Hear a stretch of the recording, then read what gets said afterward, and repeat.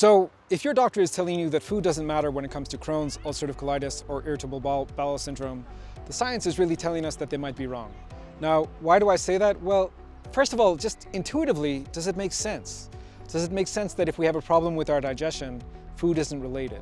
So, I've been hearing that for years. When it comes to these autoimmune conditions, food is not relevant. It never made any sense to me, to be perfectly honest, okay? And then when we look at the data, we can find different levels of evidence. So what we find, for example, is there are anti-nutrients, there are chemicals, the most famous one being gluten, which is a kind of a lectin, right?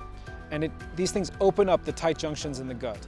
And they're actually what's causing the food to get in, or the food particles to get into where it's not supposed to be, and triggering an autoimmune reaction, number one, right? So just clearly it doesn't make much sense. Number two is we have all kinds of evidence that different dietary interventions can actually be helpful for this. And of course, the best evidence we have are for ketogenic dietary interventions. Now, there's lots of things that happen when we go on a ketogenic diet, but one of the things that happens is we tend to take out those fibrous foods, those high plant foods, especially I'm talking now about carnivore diets, that are triggering those autoimmune symptoms even more and more, right?